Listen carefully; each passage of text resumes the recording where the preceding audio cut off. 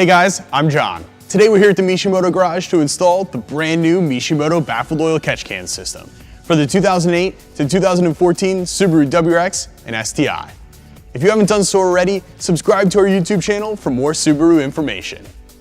We're going to be installing this kit on our WRX, so the application-specific hoses are going to be slightly different if you have an STI. Let's get started on the install.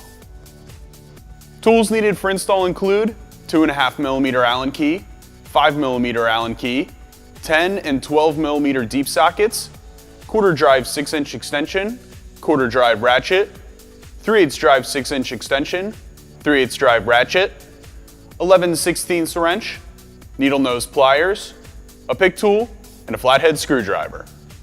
Install time is about 2 hours, and install difficulty is a 3 out of 5. For more information on how to install this kit, make sure to download our installation guide on our website. It includes some great instructions on how to route the lines. First, attach the direct fit bracket to the 2-port catch can lid using two 2.5mm Allen bolts and washers. Attach the second part of the direct fit bracket to the attached bracket using the two 2.5mm Allen bolts and washers.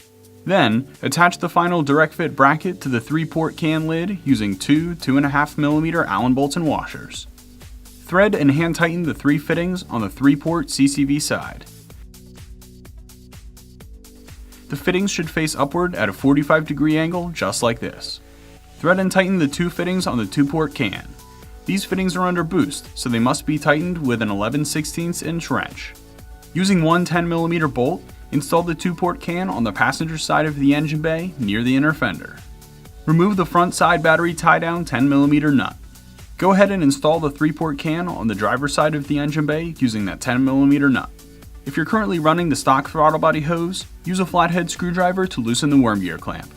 We have the Mishimoto throttle body hose installed, so we're using a 10mm socket. Remove the two 10mm bolts from the bypass valve. Remove the one 12mm bolt from the intercooler bracket on the driver's side. Loosen the other 2 bolts on the bracket, but don't remove it. Remove the two 12mm bolts from the passenger side of the intercooler that connects to the turbo.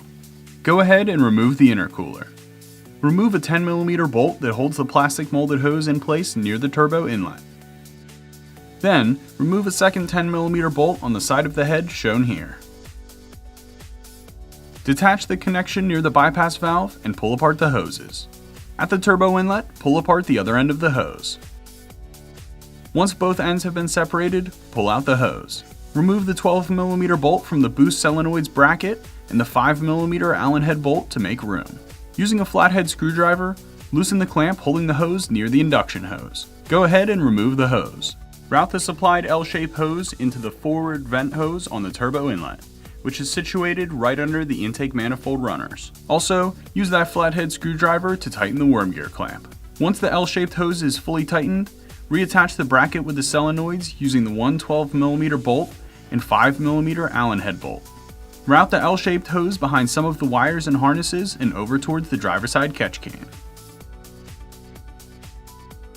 Attach the routed hose to the outlet marked out of the catch can on the driver's side. Using a pick tool, remove the metal clamp from the next hose. Once the one side is loose, loosen the worm gear clamp using a flathead screwdriver on the other side and pull the hose. Install the provided rubber plastic cap that goes over the rearward vent hose on the turbo inlet. What you'll see here is a metal fitting, but the one you'll be receiving is a plastic one, so don't worry. Using needle nose pliers, remove the spring clamp from the hose located right next to the induction housing. Go ahead and remove the hose. Now we can route the next hose. Make sure you have a worm gear clamp already attached to the hose and then tighten with a flathead screwdriver. Then, attach and tighten the next hose to the intake manifold using a flathead screwdriver. Route the crankcase ventilation hose to the inlet marked in on the driver's side catch can. Tighten down a worm gear clamp using a flathead screwdriver. Route this hose connecting to the intake manifold to the outlet marked out of the catch can on the passenger side. Attach the hose that comes from the crankcase into the inlet marked in on the catch can. Now you can tighten everything on the passenger side catch can. Attach the included plastic fitting to the longer of the 2 straight hoses. Attach and tighten a worm gear clamp using a flathead screwdriver. Attach the included Y fitting to the opposite end of the hose. Go ahead and attach and tighten the worm gear clamp using a flathead screwdriver. Attach the straight fitting to the passenger side valve cover vent. Be sure to have a clamp ready to be tightened. Route the hose towards the driver's side valve cover vent. On the Y fitting end, attach the driver's side valve cover vent hose to one side of the Y fitting. Be sure to have a worm gear clamp ready and tighten using a flathead screwdriver. Now with the remaining hose, attach the hose coming from the second in on the driver's side catch can to the remaining Y fitting inlet. Tighten the worm gear clamp using a flathead screwdriver. Once all the hoses are attached and the worm gear clamps are situated properly, tighten everything on the driver's side catch can using a flathead screwdriver.